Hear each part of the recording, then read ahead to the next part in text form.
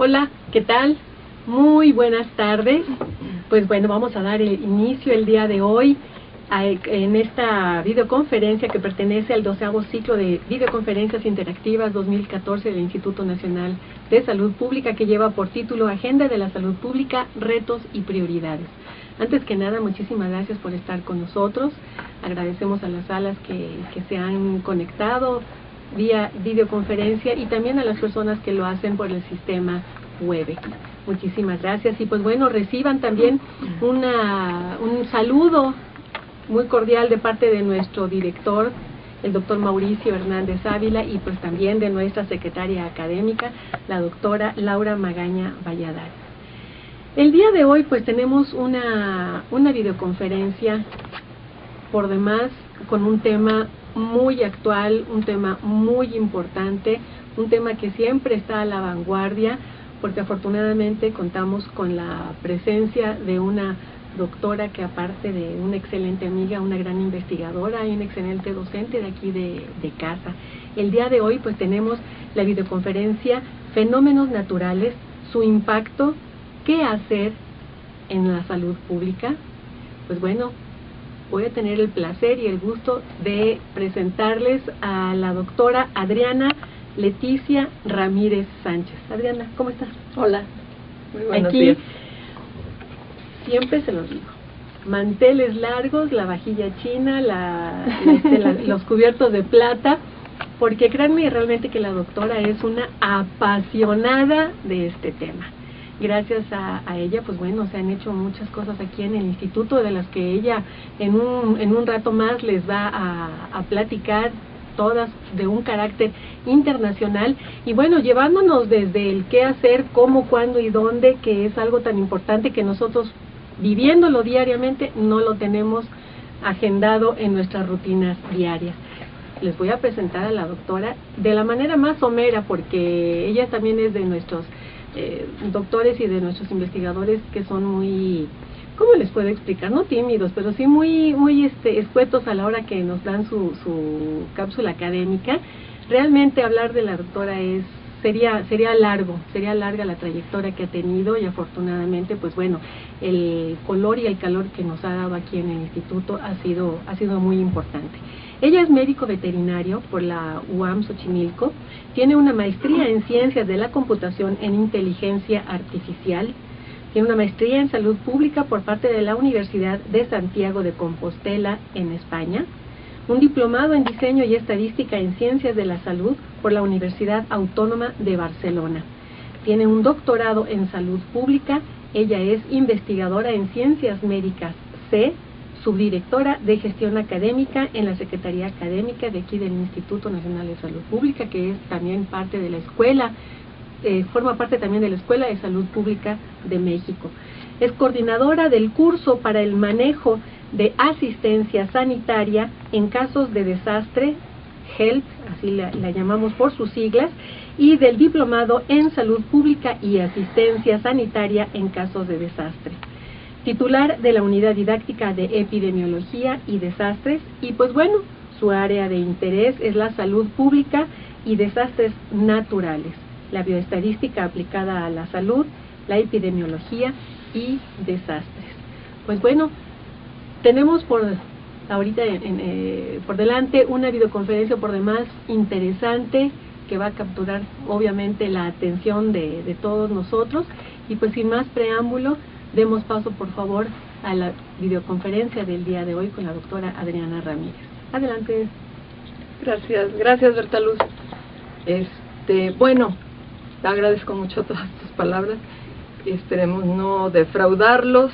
Lo que vamos a ver hoy es un tema cortito, pequeñito, de todo lo que podríamos ver y que esté relacionado con los desastres. En este caso vamos a hablar de el impacto a la salud que pudieran tener los fenómenos naturales. Dicho esto, les quiero mostrar algunos de los fenómenos que con mayor frecuencia o que con los que hemos tenido contacto en algún momento, uno o varios de estos, y Perdonen, no estaba conectado un micrófono. Bueno, les decía que los fenómenos naturales con los que hemos tenido contacto, con uno o con más de estos, pues tenemos un ejemplo que son los sismos, pero antes de pasar a las imágenes que tengo aquí preparadas, les quiero pedir que cuando estas imágenes aparezcan, me acompañen a pensar qué de lo que ven puede afectar a la salud de la población. Porque bueno, las imágenes dicen muchas cosas, pero básicamente es lo que impacta visualmente cuando vemos imágenes como pudiera ser... me escapé. Sí, yo le fachurré aquí. Ahí está, gracias. Si hablamos de sismos y vemos imágenes como estas, bueno, es impactante. Sin embargo, les decía, los invito a pensar cómo afectará una situación como esta que estamos viendo aquí a la salud de la población. O por ejemplo, esta imagen que estamos viendo donde parece todo en calma y que tenemos una imagen posterior a un tsunami. Esta es la imagen. Bueno, pensemos en lo que ha ocurrido a las personas que se encuentren en esta situación. Si hablamos de huracanes, que es cosa frecuente que tenemos aquí en México, sobre todo en nuestras costas, hay en otros países, por supuesto, en muchos países ocurren, pero bueno, específicamente hablando en México, podemos reconocer imágenes como esta, o tornados como los que han estado ocurriendo frecuentemente en Estados Unidos y su consecuencia como una imagen como esta que está aquí, o las granizadas que en estos últimos tiempos, inclusive ayer aquí en Cuernavaca, anoche ocurrió una granizada tremenda, pero tan rápida que algunos, se los digo, no nos percatamos en la noche de ella. Sin embargo, la gente que estaba despierta relata que era muy fuerte la lluvia de granizos. O, por ejemplo, las tormentas eléctricas que se ven, pues estas imágenes se ven bonitas, bueno, son tremendas, sabemos que son tremendas, pero a la vista podemos decir que es una fotografía muy linda, ¿no? Sin embargo, pensemos en lo que esto representaría en términos de salud a la población. Y, bueno, entre otros, por supuesto, nuestros volcanes, que también tienen consecuencias severas a la población. Bueno, pensando en que es un desastre, si ustedes se van a un diccionario se van a encontrar pues una serie de sinónimos que cualquiera de ellos nos da cuenta exacta de lo que ocurre. O sea, un desastre cuando decimos ha ocurrido una desgracia, o decimos que la población está en caos, o si hablamos que hay una devastación o una hecatombe, sabemos que hay un cataclismo, o que la familia quedó en ruina, la familia, el poblado, entonces ya sabemos lo que es un desastre. Pensando en esto, técnicamente, ¿qué pensamos? Bueno, pues técnicamente es una consecuencia o impacto de un fenómeno. En específico estamos hablando de los fenómenos naturales, pero también hay otros fenómenos, que son los antrópicos, que se producen por la consecuencia del mal manejo de la mano del hombre. Nos vamos a enfocar estrictamente a los fenómenos naturales. Y entonces ya podemos hablar de los desastres naturales causados por fenómenos naturales, ¿sí? Y hablando estrictamente de América Latina y el Caribe, pues claro, tenemos desde erupciones volcánicas, inundaciones, sequías, granizadas, sismos. Todo eso lo vivimos frecuentemente en América Latina y el Caribe. Hablando de sismos, específicamente de sismos, todos sabemos que se trata de movimientos que ocurren en la corteza terrestre, que bueno, es una liberación de energía que hace que se sacudan las superficies. Realmente lo que vivimos de manera cotidiana es eso. Sentimos una sacudida de la superficie. Pero en la superficie, además de nosotros, hay edificios, hay construcciones que pueden ser los causantes justamente de los destrozos o los desastres que ocurren. Entonces, nuestro vínculo con los sismos básicamente tienen que ver con la sacudida que hay de esa superficie. Veamos estos últimos, podríamos decir, últimos terremotos. Tenemos en China, 2008, tenemos Haití, 2010, Chile, 2010, México, 2010, Japón, 2011. Veamos los grados que tienen. Si vamos a China, 7.5, Haití 7, en Chile 8.8, Japón 8.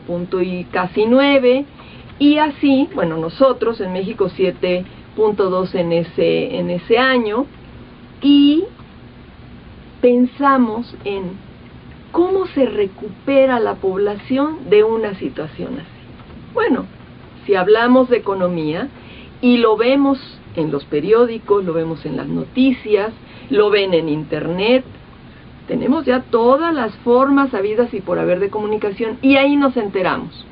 ¿Y de qué nos enteramos?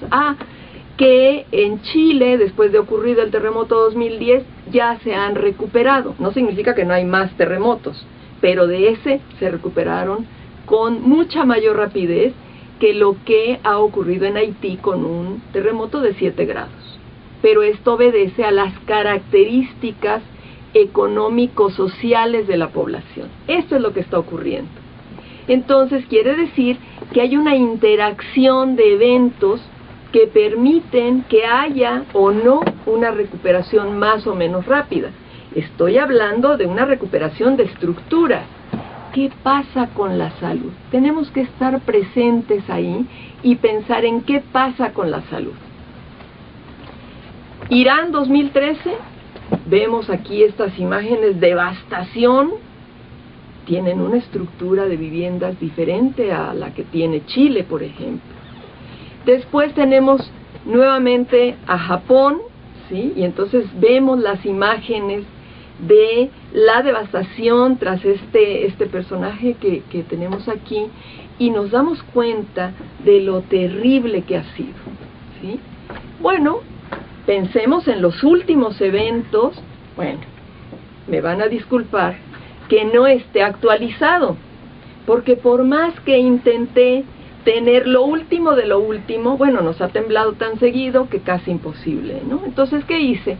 Bueno, registré solamente aquellos sismos partiendo del último de 7.2 que tuvimos, de lo que ha ocurrido a nivel mundial, pero partiendo de 7 hasta 8 y fraccioncita, 8.2. Digo, es suficiente para ver eso. Sin embargo, sabemos que hemos tenido un sinnúmero de sismos y de réplicas, no solo en México, en todo el planeta. Entonces, tenemos que estar siempre alertas con esto que ocurre. Si ustedes por ahí tienen un tiempito y están interesados en los sismos, bueno, podrían ingresar a esta página del monitor sísmico, que tiene el registro inmediato a nivel mundial, lo que ustedes quieran ahí. Digamos que esta es una vía de información confiable en todo sentido, y entonces sabemos lo que está ocurriendo. Fíjense bien, el 85% de la energía sísmica se encuentra en este cinturón en el que estamos, ¿sí? Entonces, ¿qué pasa ahí? América Latina está incluida, Estados Unidos, toda esta franja que es orilla Océano Pacífico y toda la zona alpina Himalaya. O sea, mundialmente estamos siendo afectados, por supuesto, por una cantidad de sismos, y sabemos que los que representan ya peligro inminente, pues son más o menos de 6 en adelante, ¿sí? De los últimos que hemos tenido. También pueden consultar, yo en todas las notas he puesto los enlaces a través de los cuales ustedes pueden ingresar y recuperar información, porque por supuesto es imposible hacer un vertido aquí de toda esta información. Entonces, bueno, vayamos a los sismos y el impacto a la salud de la población. Si tenemos esta imagen de México y esta de Japón, y vemos el nivel que hay ahí de destrucción, en automático estamos pensando en fallecimientos, en atrapados, en desaparecidos, fracturas, contusiones y problemas cardiovasculares, psicológicos, infecciosos. Entonces, quiere decir que la salud de la población, nuestra salud, se puede ver impactada por una situación de sismo. Cuando estamos en esa situación, bueno, pues tenemos que estar alertas con la población más frágil, ya la vamos a ver. En su último estudio, la doctora Susan Bartels de la Universidad de Harvard publicó un artículo en Lancet, que también al que pueden tener acceso fácilmente, con las consecuencias que hay a la salud pública después de un sismo, ¿sí? Está registrado que el 60% de los terremotos están asociados a la mortalidad y que hay un impacto a la salud de la población inicialmente o en un primer momento como muerte o traumatismos severos. Posteriormente se pueden detectar que hay pues hematomas, lesiones, laceraciones, fracturas y finalmente pueden inclusive presentarse insuficiencias orgánicas, infartos y otros eventos. Ella misma señala que hay un 65% de laceraciones. Imaginen en esta población que tenemos afectada y que es vulnerable a sufrir este tipo de lesiones. Tenemos contusiones, tenemos fracturas. En Japón ella hizo unas observaciones y encontró que el 13% de las personas afectadas en Japón en el 95 fueron traumas. Y también encontró fracturas de pelvis. Ya vamos a hablar de la población que es mucho más vulnerable a cualquier impacto, de algún fenómeno natural. Puede haber dificultad respiratoria, puede haber fracturas múltiples. Y si hablamos del sistema cardiovascular en Estados Unidos en el 94, se registró un 35% de infarto agudo al miocardio. En Taiwán en el 99 también hubo una afectación por infarto agudo al miocardio. Entonces, estamos viendo que realmente tenemos afectación a la población. China 2008, hay un incremento de las arritmias, ¿sí? Y estamos viendo que hay un incremento que en el estudio de la doctora Susan tiene una representación estadísticamente significativa. Es un estudio que hizo a profundidad con todos los casos de reportes que se han tenido de estos terremotos. Tenemos ahí un incremento, imagínense, un incremento del 87% de los casos de muerte por accidente cerebrovascular. Pasó en un año previo, con las mismas características para el mismo periodo, pasó de un 31 a un 58 número de casos de accidente cerebrovascular. O sea que realmente hay un impacto en la población. Repito, ella ha hecho la comprobación estadística, ha hecho una comprobación que le dice que estos valores encontrados son estadísticamente significativos. Imaginen, para el caso de salud mental, el tema de salud mental de aquellos que han padecido, que han enfrentado una situación de sismo. Por supuesto, hay cuadros de ansiedad, de depresión, y posteriormente se pueden presentar casos donde hay un consumo excesivo de alcohol y drogas. Se incrementan los casos de violencia en la familia. porque recuerden que están en una situación caótica. Entonces también ahí se está reflejando, digamos, el impacto de este fenómeno natural. No solamente fue sobre las estructuras, los edificios, no solo sobre eso, las personas se ven directamente afectadas. Imaginen, después de 72 horas nos encontramos con crisis emocionales, o con ansiedades, o con deseos o temores, ¿sí? Dificultades para aceptar la realidad, lo que ha ocurrido. Entonces, todo esto debe ser atendido. ¿Qué significa? Que los servicios de salud se ven sobresaturados. Otro investigador hizo un estudio sobre el terremoto en Taiwán de 1990, bueno, además de los 2.349 muertes y los 20.000 heridos. Si esto lo traducen a servicios en salud, por supuesto que se ven afectados. Si esto lo traducen a que una persona que es afectada por muerte, por herida, por cualquier tipo de lesión en una familia, eso significa que esa familia cayó en desastre, la pura familia. Porque si el que muere es el papá, la mamá, el abuelito, el responsable de la familia, imagínense el impacto. Entonces estamos hablando del impacto en la salud de la población. Específicamente, cuando hablamos de salud mental, el impacto dentro de la familia es muy fuerte.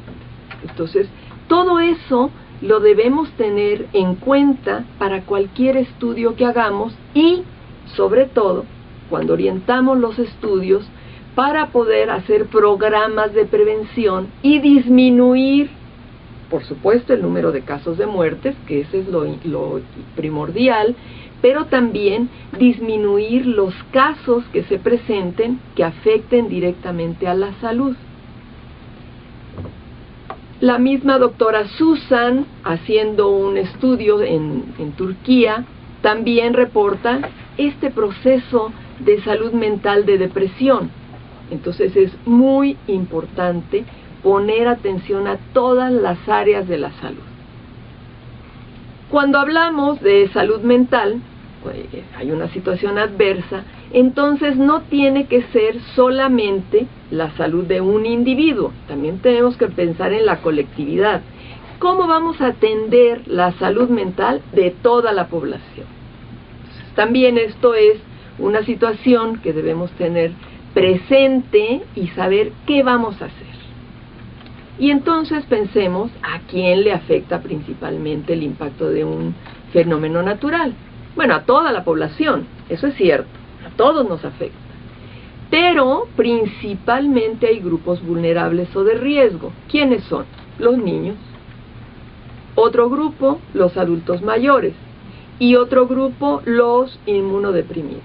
Ellos principalmente se ven afectados. Entonces, ¿por qué? Porque principalmente los niños no han desarrollado suficiente sus estrategias de adaptación, lo que tiene un adulto. Por lo tanto, sufren de mayores daños. ¿Qué pasa entonces con los adultos mayores? Bueno, ya tienen la experiencia suficiente, sin embargo tienen limitaciones. ¿Por qué? Son vulnerables porque justamente el estrés los puede afectar y requieren sistemas de apoyo que tal vez no cuenten con ellos. Entonces tampoco pueden atender a otros. Primeramente se tendrían que atender ellos o que alguien los ayudara. Entonces, niños y adultos mayores son vulnerables. ¿Qué pasa con los grupos que tienen necesidades especiales? Bueno, ¿qué quiere decir? Que bueno, puede haber un compromiso visual o auditivo que los hace más vulnerables que el resto de la población. Tienen alguna medicación especial y entonces hay que estar atentos a estos tres grupos principales de casos de vulnerabilidad. Siempre hay que atender a ellos. Bueno, además, otros impactos a la población, pues son las erupciones volcánicas. Aquí tenemos 2 volcanes. Puse solamente estos 2, por supuesto, pero hay más. En México, bueno, tenemos nuestro volcán Popocatépetl. Si miran este otro de Islandia, que tiene un nombre un poco complicado, y bueno, hasta en el noticiero me llama la atención que decían, bueno, el volcán de Islandia.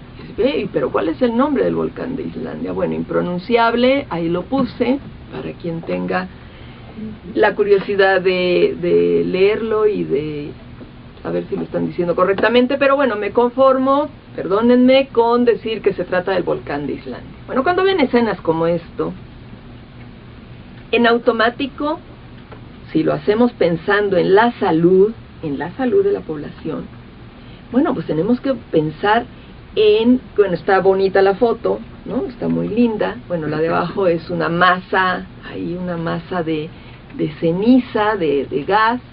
Entonces pensamos en nuestros pulmones, ¿no? Pensamos en los pulmones de la población, pensamos en los vehículos que hemos oído en las noticias. Cuidado con los techos, porque las cenizas pesan, pueden derrumbar un techo, pero también pensamos en utilice cubrebocas. Esto es justamente porque eso lo podemos respirar con mucha facilidad. Este es el de Colima, ¿sí? Y este es el Etna. Bueno, en cualquier lugar que se encuentren tenemos emisiones de gas y cenizas que nos afectan a todos, ¿sí? Y hablando de las erupciones, el doctor Eric Nojic, que tiene un libro que se llama Impacto de los desastres en salud pública, accesible a todo el mundo, lo pueden bajar completito, está accesible en OPS, que nos menciona que los riesgos asociados a una erupción volcánica puede ir, bueno, ya lo vimos, gases y cenizas, pero también puede haber, cuando hay esta erupción, ráfagas o proyectiles de piedras incandescentes, flujos, puede haber avalanchas o inundaciones, y esto afecta primeramente a la población que esté en los alrededores, ¿sí? Pero a la distancia también hay afectación, no hay escapatoria, porque ¿qué es lo que ocurre? Si hablamos estrictamente de los gases, podemos hablar de dióxidos de carbono, de azufre, sulfuros, ácidos clorhídricos, ácidos de todos los tipos que se les ocurran. Ya no los anoté. Con que nos lleguen el dióxido de carbono y de azufre, vaya que tenemos suficiente, ¿no? Entonces, ¿qué ocurre? Bueno, pues que no solamente son los gases, también tenemos las cenizas. Imaginen, plomo, hierro respirado. O sea, por supuesto lo que tenemos es problemas respiratorios. Ahora, ¿por qué no solo en los alrededores de los volcanes? Pues muy sencillo, y todos lo sabemos, porque hay dispersión a través de los vientos y también hay precipitación.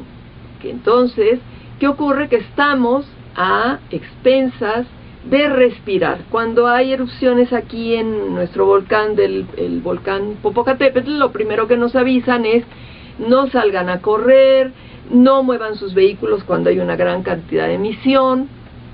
¿Por qué? Porque no solamente, además de nuestros pulmones, de los ojos, de todo, nos vemos afectados porque hay problemas oculares, también se afectan los vehículos. Miren este avión está cubierto de cenizas, y así por las mañanas, cuando hay emisiones de ceniza de nuestro volcán, podemos salir y pasar por los vehículos el dedo y se van a encontrar con que ahí hay cenizas.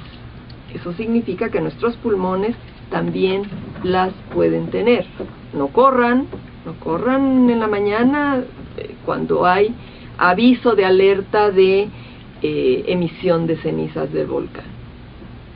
Y no solo los volcanes, también tenemos otras afectaciones por huracanes, por inundaciones, tsunamis. No las tenemos aquí en México, aquí, con la frecuencia que se pueden presentar en otros países, y de los que a través de los noticieros hemos sido testigos. Lo que tiene que ver con los huracanes y basándonos en el pronóstico emitido por Conagua, bueno, esperaríamos 14 ciclones por el Pacífico y 9 por el Atlántico. Vamos a ver qué ocurre porque hemos visto cambios y ya lo hacen hincapié justamente en Conagua. Bueno, este es un pronóstico, pero puede haber variaciones que nadie controla, ¿ok? Entonces, bueno, ahí están los nombres, yo asumo que se ven claramente con ustedes. De cualquier forma pueden bajar la presentación si les interesa conocer los nombres de los ciclones que hay, cómo se llaman en el Pacífico y cómo se llaman en el Atlántico. Esta es mera información ahí que tal vez a alguien le interese, ¿no? ¿Qué pasa cuando ocurre un fenómeno como esto, los huracanes hidrometeorológicos? ¿Qué pasa con la salud? Bueno, pues recuerden que las enfermedades transmisibles se pueden exacerbar, ¿sí? Y también aquellas que son transmitidas por vector. ¿Por qué? Porque hay encharcamientos, acumulación de agua en cacharros y por supuesto crecimiento de crecimiento de mosquitos, y entonces bueno, tenemos ahí un vector que es favorecido por la situación y que nos vemos afectados por eso.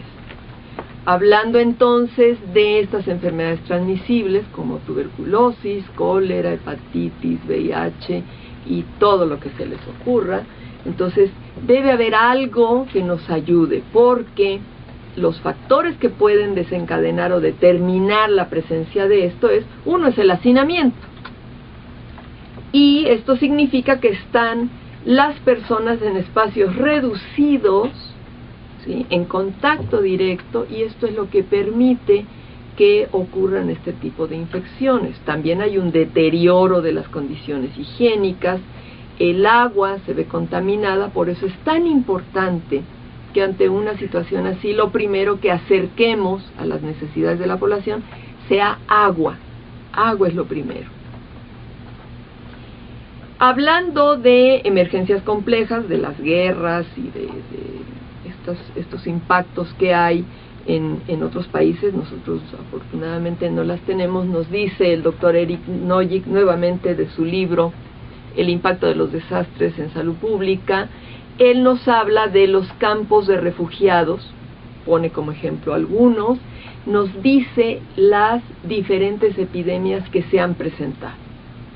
Y nuevamente repetimos, esto obedece a que hay un nivel de hacinamiento incontenible y por supuesto un acercamiento que permite este tipo de transmisiones. Hablando de la amenaza, de la vulnerabilidad, del daño, del impacto y de cómo podemos gestionar los desastres, empecemos por la amenaza. La amenaza inicialmente es aquel factor que nos pone justamente ahí, es ese fenómeno que va a ocurrir o es ese evento que se va a dar. Y entonces esta amenaza, si hablamos de los fenómenos naturales, son los que nos van a poner en riesgo. También hay otras, además de las amenazas que hay de origen natural, como son los terremotos, los huracanes, los tornados, los tsunamis, todo esto.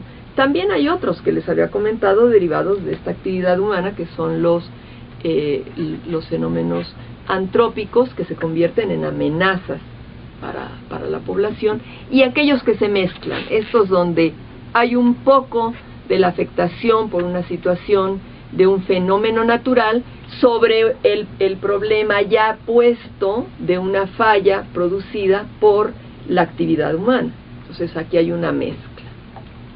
Y entonces, hablando justamente de las amenazas de origen natural, pues hablamos que las que tienen una mayor magnitud de intensidad pues son las amenazas naturales. Nada podemos hacer para parar un terremoto, nada podemos hacer para detener una granizada, nada podemos hacer contra una erupción volcánica o un huracán.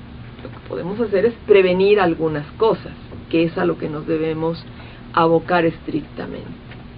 También hay aquellas que les comentaba, aquellas amenazas que son debidas a la actividad humana y que tienen que ver con el desarrollo y la urbanización, todo el manejo del medio ambiente, los recursos, y que estrictamente esto incluye las guerras, los accidentes aéreos o acuáticos, derrames de sustancias químicas, colapsos de obras civiles y toda clase de contaminación, incendios, explosiones y más. Estas son las actividades producidas por el hombre, las antrópicas. Cuando hablamos de amenazas mixtas, quiere decir que se mezcla, ya les había comentado, de un evento natural y un evento humano, que significa que hay un abuso o descuido de la acción humana y que una de estas puede ser, por ejemplo, una de tantas, un deslizamiento de tierra. Porque aquí lo que tenemos es una construcción puesta en un sitio que no debiera estar. Y a esto le sumamos que hubo un periodo de lluvias intenso, por lo tanto hay un reblandecimiento y un movimiento de tierra, que hace que, pues simplemente que se deslice y que impacte a la vivienda y por supuesto a toda la familia que se encuentre en esa vivienda. También hay otras mixtas. Tenemos el caso de la planta nuclear. Ocurre un terremoto que afecta a la planta nuclear que no tenía suficiente atención y que ahí es donde se dan cuenta que hay fallas. Entonces, ¿qué ocurre? Que se mezclan estos dos eventos, el natural y la falla producida por el hombre. Por supuesto que los afectados es la población, es la población en todos los casos. Ahora hablemos de vulnerabilidad. Ya hablamos de lo que nos puede amenazar. Ahora vamos a ver lo que nos predispone o nos hace susceptibles a que algo nos impacte. Si observamos, esta persona está construyendo una casa en la ladera. Y entonces, ¿qué hace? Hay una predisposición, ¿sí? ¿Qué ocurre después de una lluvia intensa? Pues simplemente que se ha afectado gravemente, ¿sí?, a esta vivienda y su población. Entonces quiere decir que si hubiera un programa de prevención, de alerta y de buena economía para no construir ahí, sino en otros sitios, porque claro, dirán, ajá, ¿y dónde van a construir si es el único espacio? Entonces quiere decir que ahí tiene que ser una solución conjunta. No es individual, no es a mí me gusta, yo quiero aquí, es lo más barato, es lo más accesible, aquí voy a construir, sino que se den las oportunidades para que la gente viva en los sitios seguros, porque esto, por supuesto, tiene consecuencias graves. Y, por supuesto, cada una de esas amenazas y cada periodo de vulnerabilidad o tipo de vulnerabilidad corresponde a cada tipo de fenómeno. Cuando hablamos de daño, estamos hablando de una interacción. Entonces ya tenemos la amenaza y tenemos la vulnerabilidad. Si tenemos la amenaza y establecemos este cruce con la vulnerabilidad, se va a producir un daño. Cuanto más grande es el daño, cuanto más vulnerable es el sitio, la persona, el país. Entonces quiere decir que ahí habría que separar la amenaza de la vulnerabilidad. ¿Cómo? Disminuyendo esa vulnerabilidad para disminuir los daños. Veamos los eventos adversos, pues son los fenómenos. ¿Por qué? Porque van a producir cambios que no nos favorecen, ¿sí? Ya sean estos fenómenos naturales, por antrópicos o por actividad mixta, de cualquier forma van a afectar a las personas, van a impactar a la economía, a la sociedad, al medio ambiente, ¿sí? Esto, por supuesto, nos lleva a que se produzcan cambios desfavorables, simplemente, y nos puedan llevar, en efecto, a una situación de emergencia o desastre, ¿no?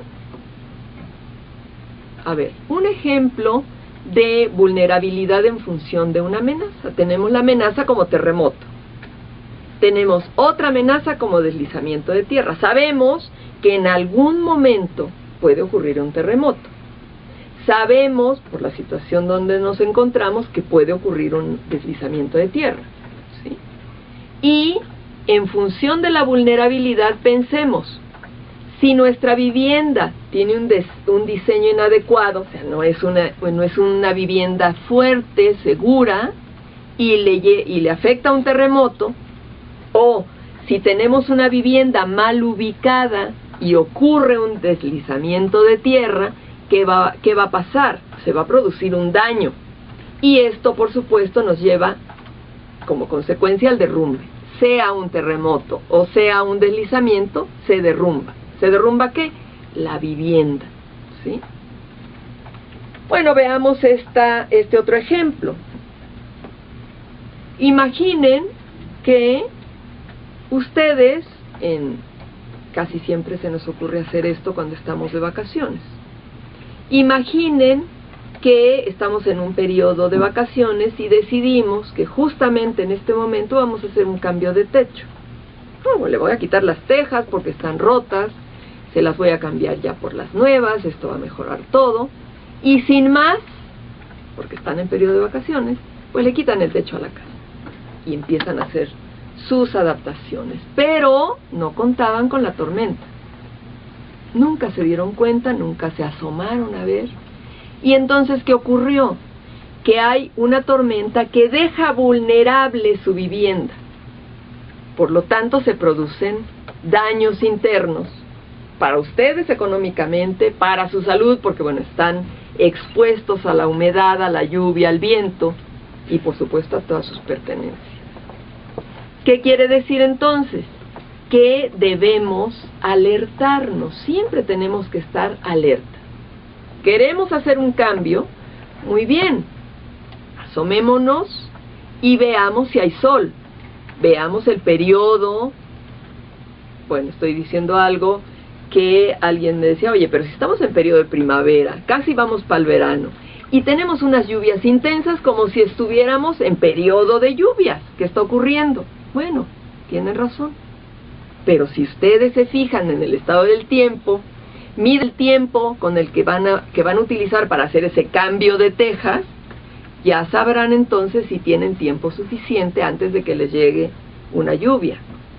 Bueno, pensémoslo así, que fueron previsores, que vieron el estado del tiempo a los siguientes 3-4 días, ustedes se tardan 2 días en cambiar ese techo, va, adelante.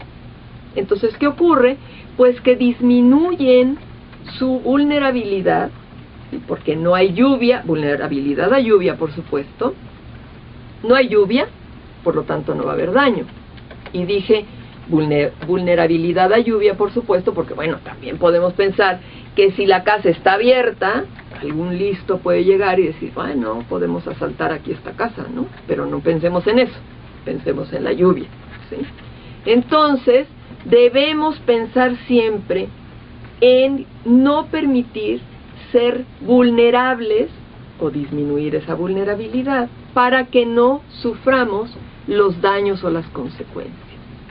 Algunas posibles combinaciones de riesgo y vulnerabilidad serían que tuviéramos un riesgo total, que sería el aguacero, una vulnerabilidad total, casa sin techo, por supuesto se va a producir un daño, ¿okay?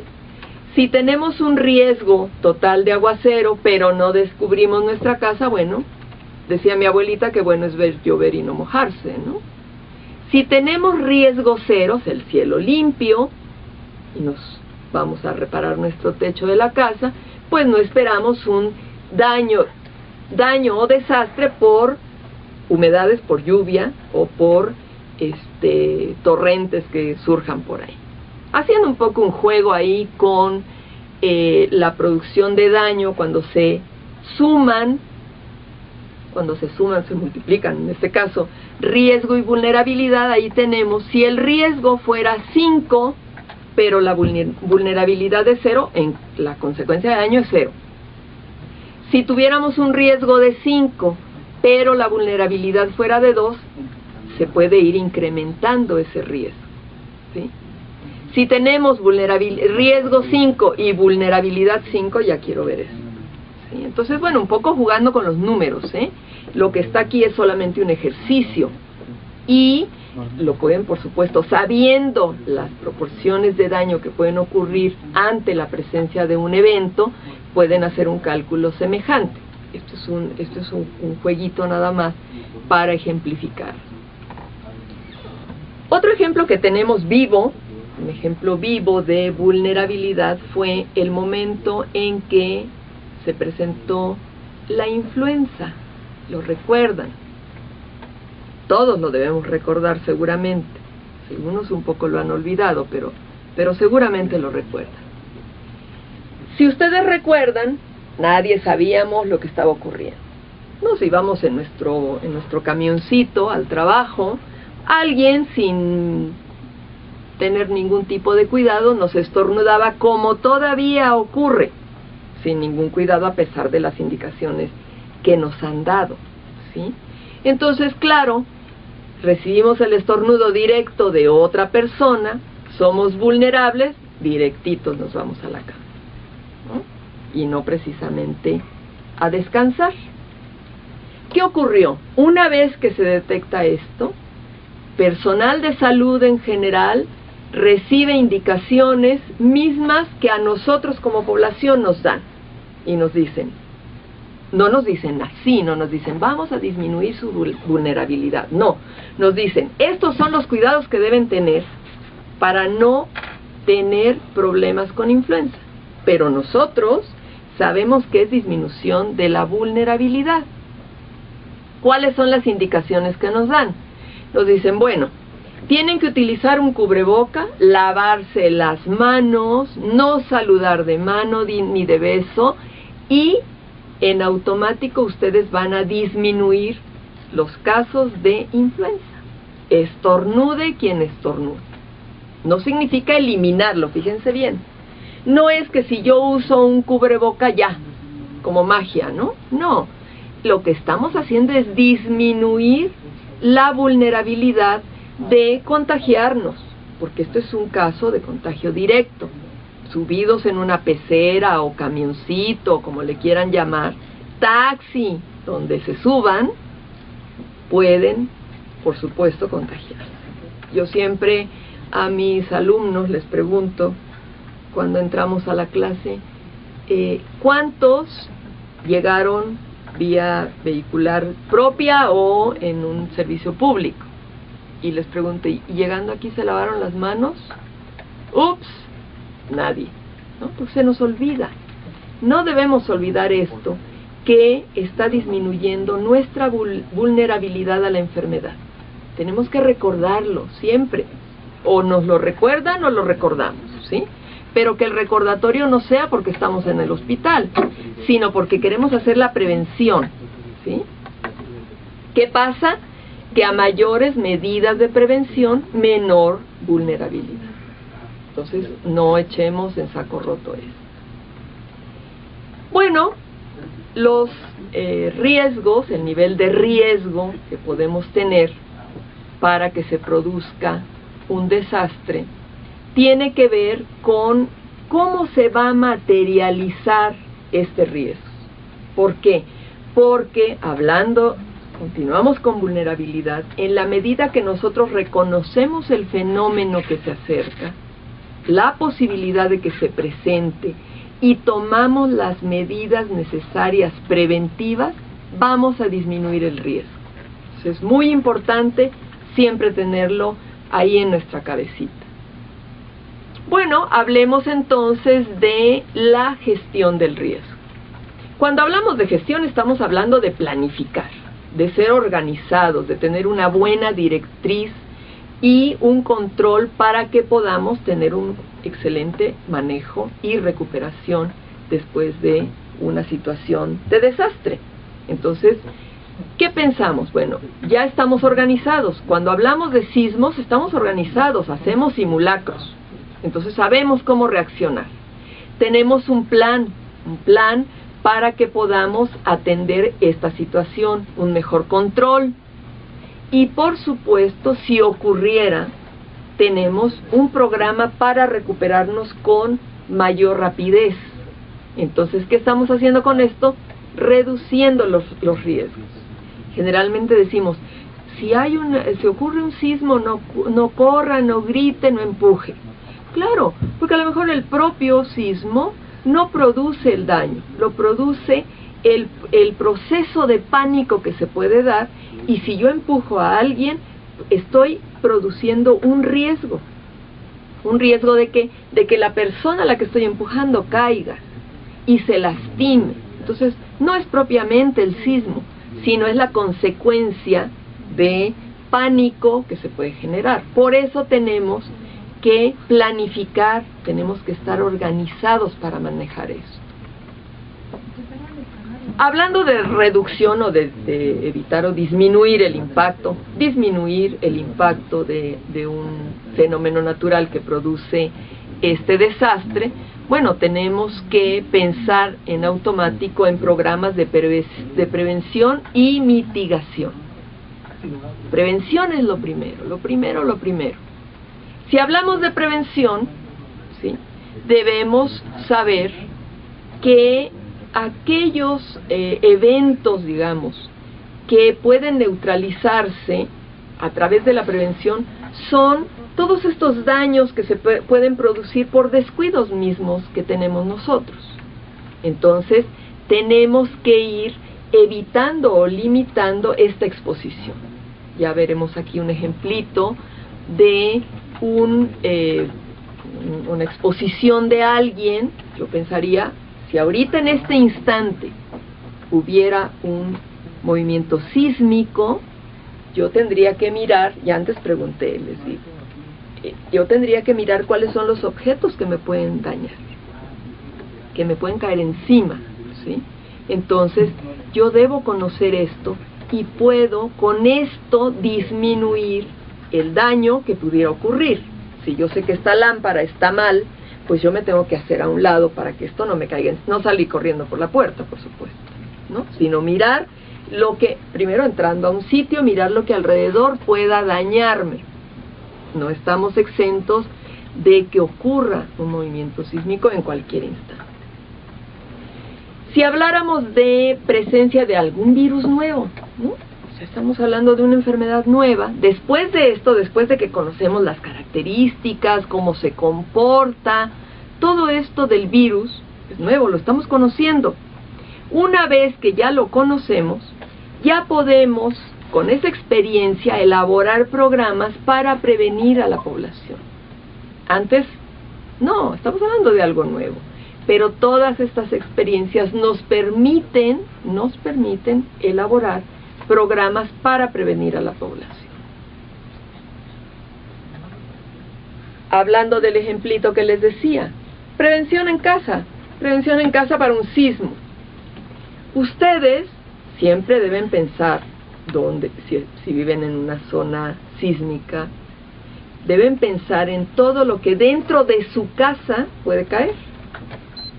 Estamos hablando de objetos colgantes, libreros que no han sido fijados correctamente, objetos de adorno pesado que están al borde, a la orillita y a punto de caer. Eso hay que tener la precaución siempre de revisar en nuestras casas. Debemos saber dónde están nuestros documentos. Recuerden, ¿qué les pasa? Ustedes llegan a un sitio y le dicen, a un banco, ¿me permite su credencial? Ah, se me olvidó. Adiós. Cuando la tenga, viene. Van a entrar a un sitio público donde exigen una credencial de identificación. ¿La tienen? No. ¿Qué quiere decir? Dependemos de un documento que nos identifique. Ténganlo a la mano. Llaves. No entren a su casa y sobre algo. Un lugar específico. Las llaves son básicas para entrar, salir, llevar el vehículo, traerlo, abrir una puerta, para lo que quieran. Tienen que saber dónde se encuentran, ¿sí? Siempre deben saber dónde deben cerrar los cierres de paso de gas y de agua, importantísimo. Entonces, sí es importante que tengan algunos cuidados. Por ejemplo, ustedes vivan en un edificio, en una casa particular, no importa. Seguramente si hay niños, saliendito de su casa, en la puerta hay una bicicleta recargada en la pared, una patineta, una maceta hermosa, hermosa de grande, ¿sí?, que está saliendo de su puerta. Piensen que si tuvieran que salir rápidamente, eso no sería un obstáculo. Piénsenlo. Si ocurre así, retírenlo y abran paso. Nunca saben exactamente qué puede ocurrir. Entonces esto es prevención. Ni el ventilador les va a caer en la cabeza. Estoy hablando de colgantes. Porque un ventilador que gira y gira se va desbalanceando y está casi a punto de caerse el ventilador. Entonces asegúrenlo, porque es un riesgo, ¿sí? Entonces todo eso revísenlo. Pues en su casa lleguen hoy, vean si es cierto, porque un movimiento nunca sabe uno en qué momento puede ocurrir y producir heridas, golpes, incendios, todo lo que se les ocurra. Entonces hay que prevenir esto para no tener problemas. Tal vez el sismo fue algo que realmente no reportó afuera daños, pero al interior de la casa sí. Entonces tengan precaución con eso. Hablando de prevención, vamos ahora a la reducción de los efectos, que sería la parte de mitigación. Bueno, lo que tenemos que hacer es disminuir la magnitud del evento, ¿sí? Por supuesto, la magnitud del daño. ¿Qué hacemos? Bueno, nosotros en general debemos pensar, nosotros, estoy hablando de ustedes y de nosotros, podríamos pensar en hacer investigación para poder hacer una muy buena instrumentación del impacto de estos fenómenos. Identificar zonas de riesgo, ya hay mapas de riesgo, si hay zonas de peligro, ya hay normas, ya hay códigos, y además sabemos que se deben reforzar todas las estructuras. Y yo les decía, ustedes y nosotros hagamos programas de investigación que nos permitan identificar qué es lo que nos hace vulnerables, cómo podemos hacer una reducción, cómo podemos hacer programas de prevención, solamente haciendo investigación. Pensemos ahora en el manejo de un desastre. O sea, ¿qué es lo que pasa? Tenemos que atender a los afectados, hacer una evaluación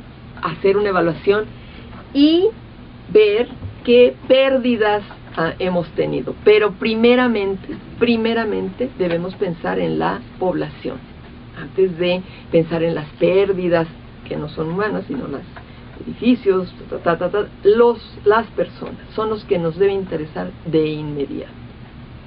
Para el manejo de desastres, entonces, tenemos 3 componentes.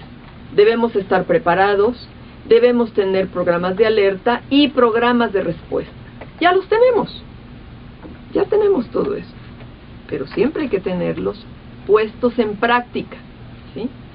Si hablamos de preparación, todas estas medidas que ya tenemos y acciones, lo que nos permite es saber cómo vamos a elaborar todos estos planes, ¿sí? Esas medidas y acciones son estos planes, sobre todo les decía, porque es lo que primeramente nos debe importar, la búsqueda y el rescate de las personas que fueron afectadas. Después de esto tenemos toda la parte de socorro y asistencia y los planes correspondientes a planes para la contingencia y todos estos procedimientos. Pero lo primero que hacemos ante una circunstancia así es, dentro de la preparación, saber cómo vamos a hacer búsqueda y rescate, después la asistencia y los planes. Alertas. Todos vemos alertas, ya sea los noticieros, ya sea directamente las páginas de las instituciones que están emitiendo constantes evaluaciones, ya sea de tormentas, de tornados, de emisiones volcánicas. Siempre debemos estar alerta con esta alerta, ¿sí? ¿Por qué? Porque es la única declaración formal que hay de lo que puede ocurrir.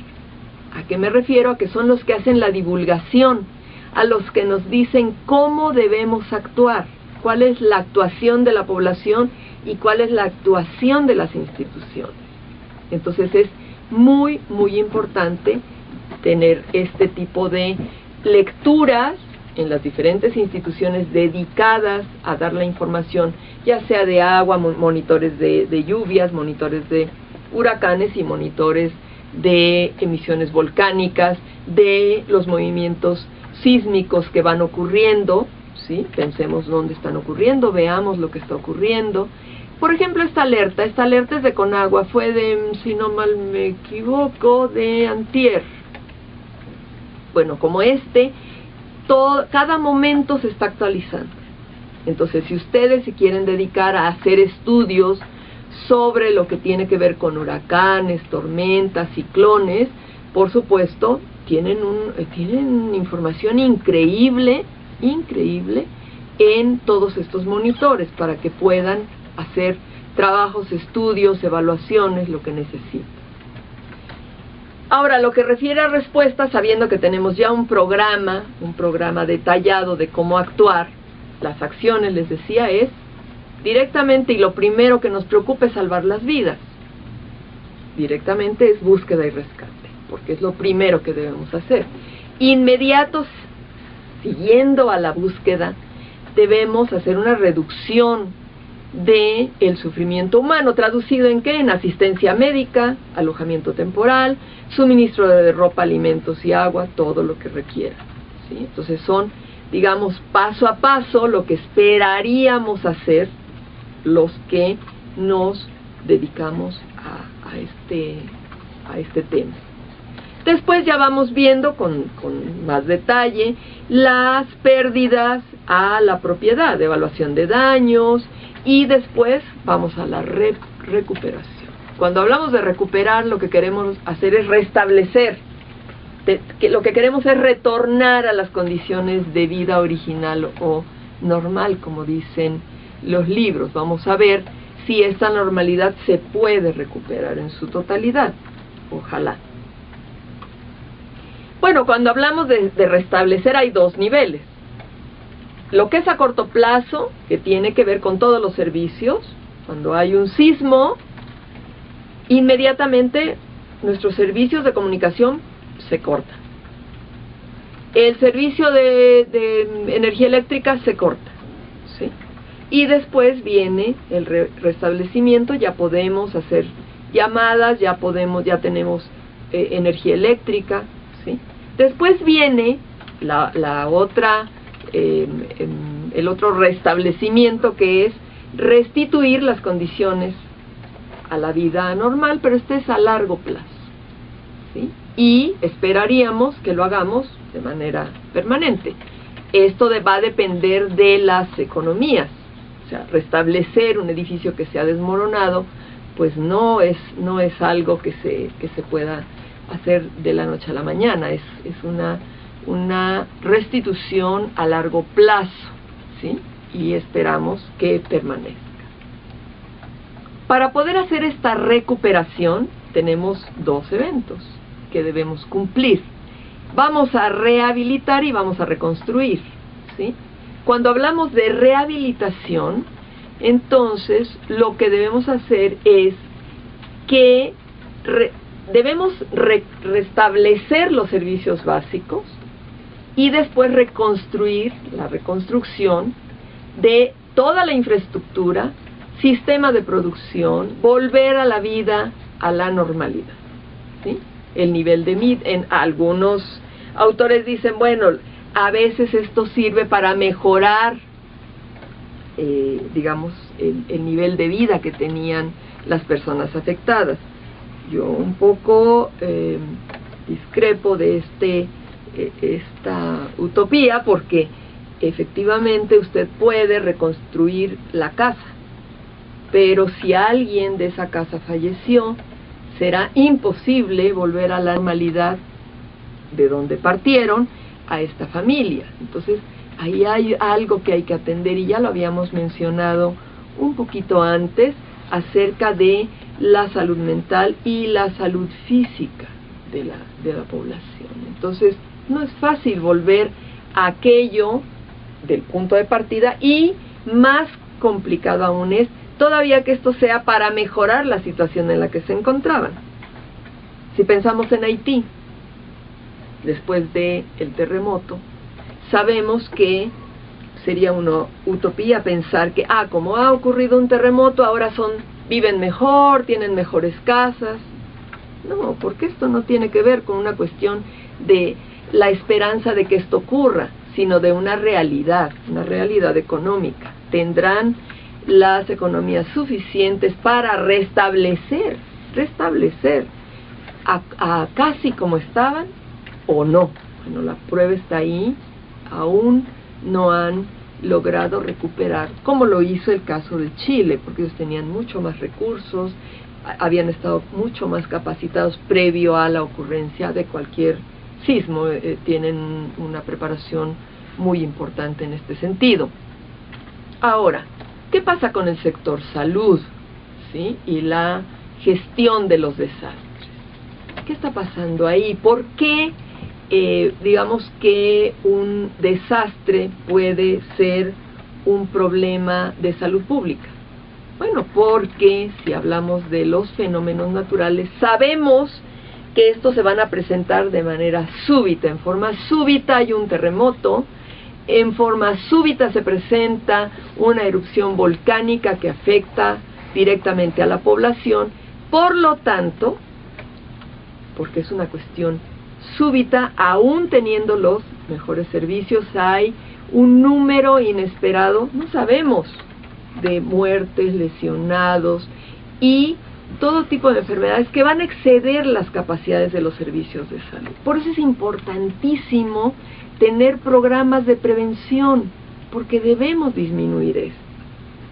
¿Y qué entonces surge de aquí? Que ahora necesitamos ayuda externa, que verdaderamente se convirtió en un desastre. Cuando hablamos de una emergencia, significa que con nuestros propios recursos podemos salir adelante. Cuando hablamos de un desastre, quiere decir que requerimos la ayuda de otras personas, de otros países, ¿sí?, que nos apoyen para poder salir adelante. Entonces, ¿por qué no intentamos ya hacer programas de prevención? Significa, repito, tenemos que hacer estudios que nos permitan hacer evaluaciones frecuentes para ir mejorando más y más y hacer mejores programas de prevención para toda la población. Ya vimos un buen resultado con los simulacros.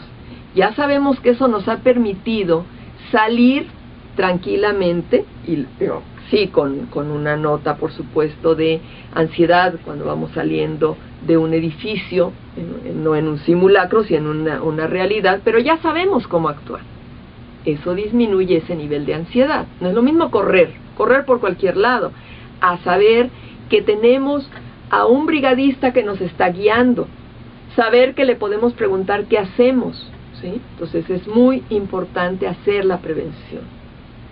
Y por supuesto, se puede destruir cuando ocurre una situación así, además de el número inesperado que hay de muertes y lesionados, que excede nuestras capacidades en el sector salud. También sabemos que la propia estructura de salud se puede dañar, edificios y hospitales que pueden ser afectados. Entonces es importante tener en cuenta este tipo de situaciones.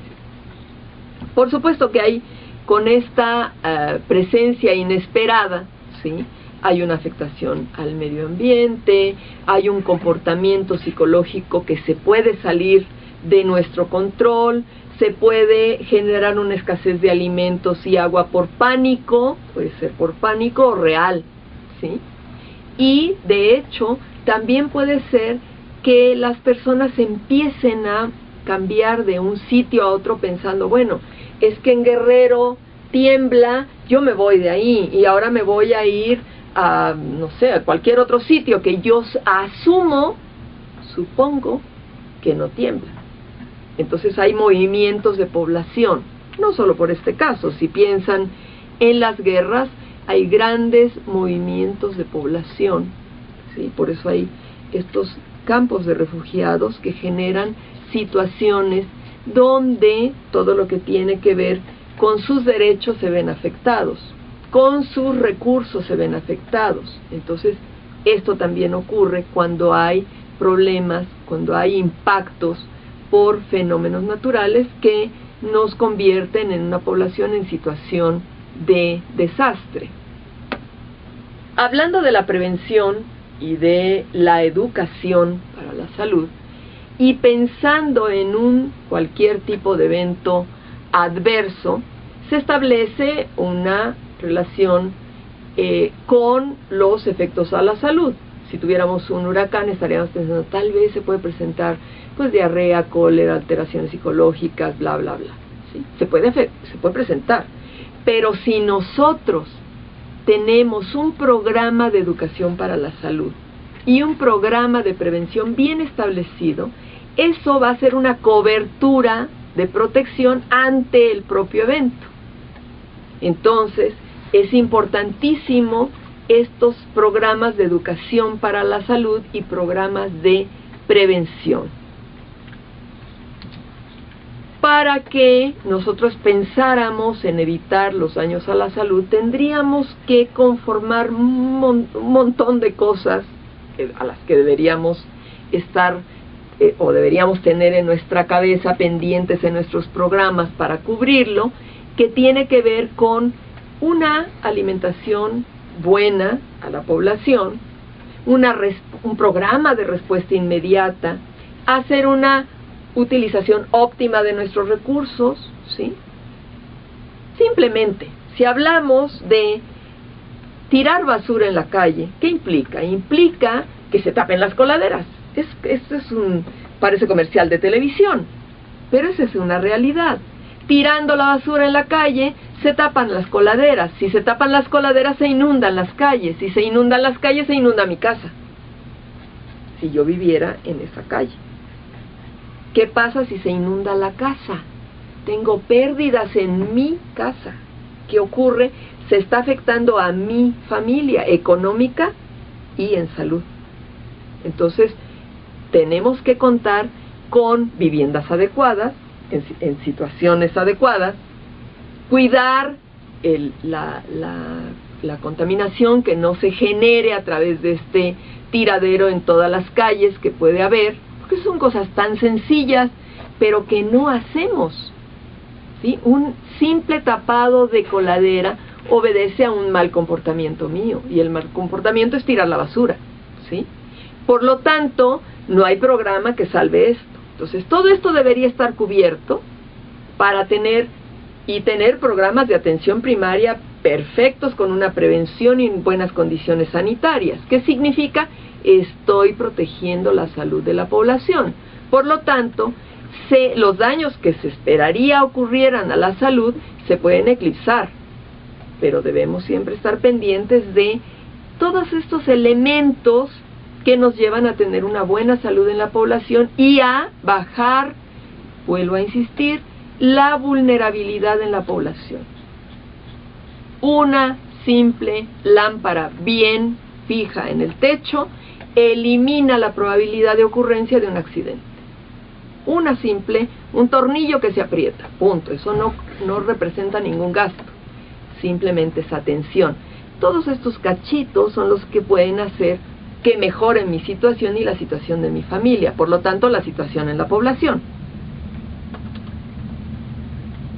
Bueno, de acuerdo a lo que nos dice la OPS con relación a las áreas de responsabilidad del sector salud para hacer una buena gestión de los desastres, están elementos de los que ya hemos hablado, como la promoción, el establecimiento de normas, la capacitación, la coordinación con otras instituciones y las responsabilidades que hay en cada uno. La secuencia para la gestión en un caso de desastre está dada por dos fases. Aquí tenemos una fase de reducción de riesgo que incluye preparativos y mitigación. Tenemos otra fase, ¿sí?, que es la fase de recuperación, donde está socorrer, rehabilitar y reconstruir, ¿sí? Ya están ahí las dos fases. ¿Qué ocurre ante el impacto de un fenómeno? De manera inmediata, la secuencia lógica es, primeramente, socorrer, rehabilitar, reconstruir, mitigar y prepararnos para un siguiente impacto, porque esto es un ciclo. Entonces no es, ya pasó, nos olvidamos, se acabaron las brigadas, no más simulacros. No, tenemos que recuperar toda la información de este evento que nos sirva para prepararnos para el siguiente. ¿Qué nos falló? ¿Qué ocurrió? ¿En qué no estábamos alertas? Para que podamos hacer, en todo caso, la reducción de ese impacto. Específicamente, si hablamos de promoción, bueno, hay actividades que hablan justamente y que van encaminados a resolver a través de la promoción, que es gestión del desastre con otros sectores para ver, nos hablamos con Protección Civil, qué vamos a hacer, cuáles son los beneficios, cómo podemos actuar. Podemos hacer una reducción, ¿sí?, mediante todas estas actividades que se programan a través de nuestro sector y de los otros también, pero estrictamente primero tenemos que conocer lo de casa, y cuando hablo de casa de cada uno, ¿sí?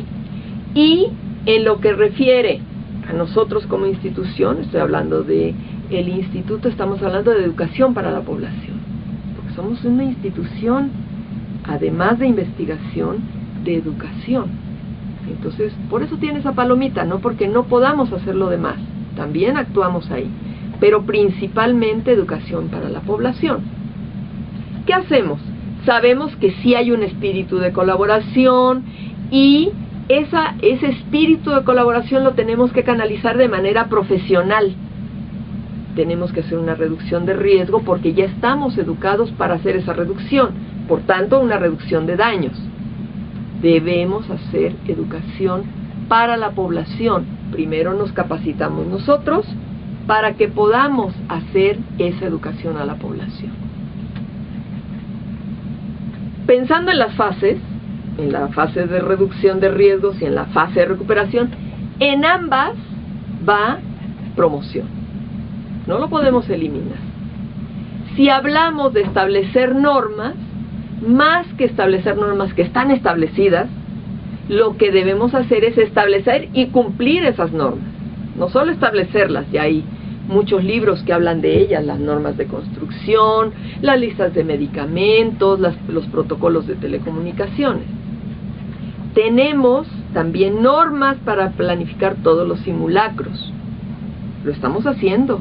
Todos debemos que trabajar en los simulacros de manera seria, pensando en que en esto va nuestra salud, ¿sí?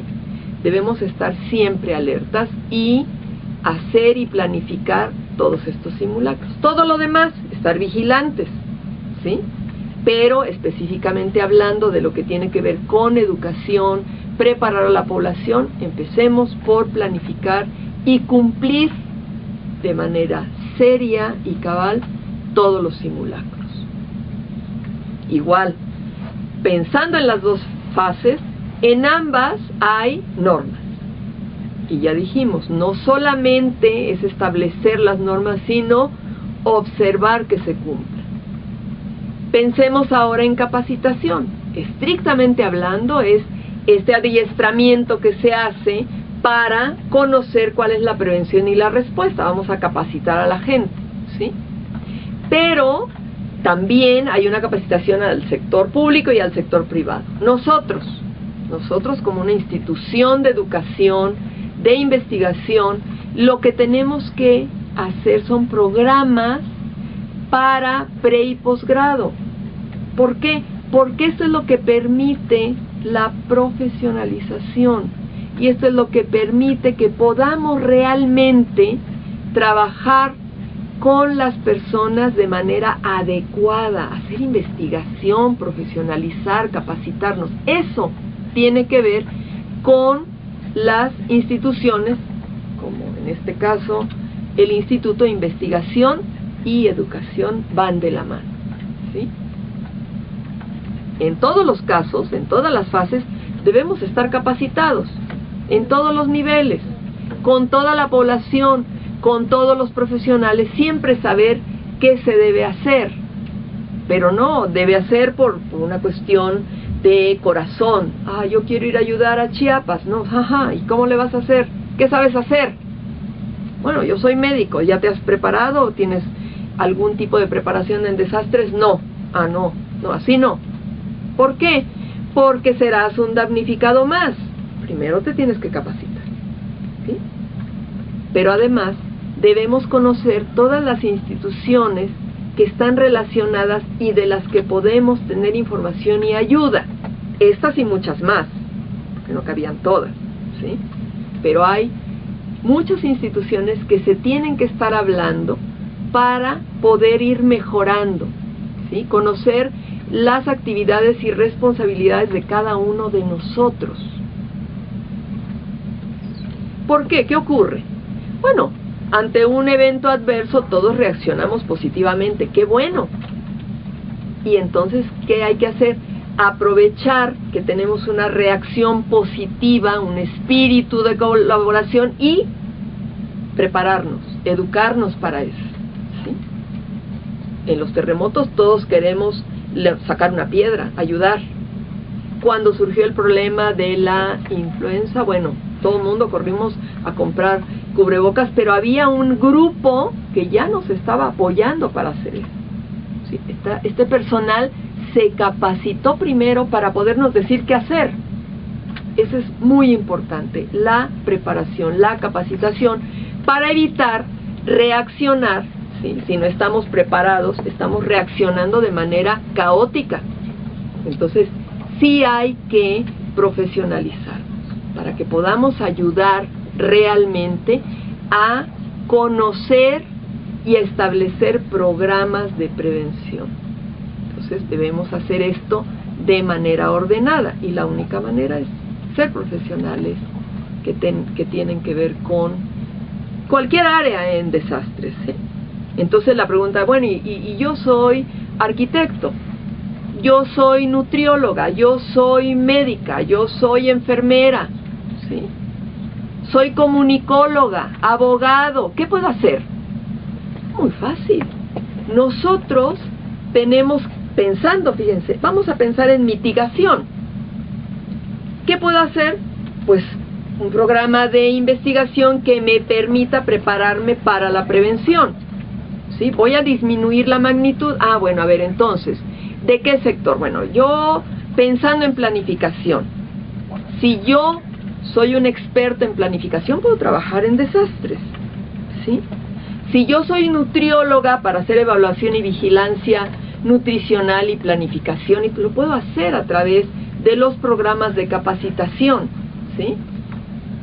Salud ambiental, bueno, si yo trabajo en salud ambiental, biólogo, médico, pero me interesa la salud ambiental, puedo hacerlo desde todas las áreas, enfermedades transmisibles.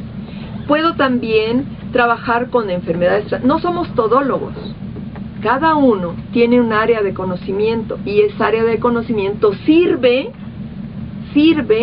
para profesionalizarnos en esa área, pero orientada a una situación de desastre. Salud mental, psicólogos, psiquiatras, están interesados, bueno, hagamos. Epidemiólogos, podemos hacer un buen manejo con toda la investigación que se genere. Personas dedicadas a la economía también pueden trabajar en desastres. servicios de salud, derecho internacional humanitario, derechos humanos, lo pueden hacer. Abogados, ¿están interesados? Participen en esto.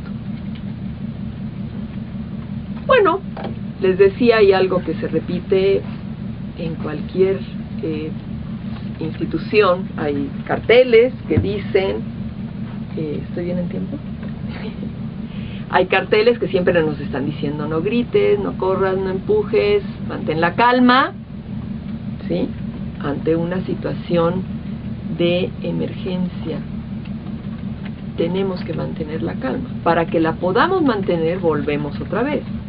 Hagamos simulacros, porque eso nos pone en el momento y cómo debemos reaccionar, ¿sí? Si queremos poner ahí algunos criterios de seguridad, bueno, en primer lugar debemos atender las indicaciones de las autoridades dedicadas a esto, puede ser Protección Civil, el Ejército, quien nos dé la indicación para protegernos. Pero, bueno, haciendo hincapié en algunas cosititas apenas de los criterios ante un huracán, bueno, protejan sus ventanas, permanezcan en su casa, o, si les dan la indicación, muévanse a un refugio. Si hablan de inundaciones, lo mismo, siempre hay que estar alerta a las noticias, atender las instrucciones.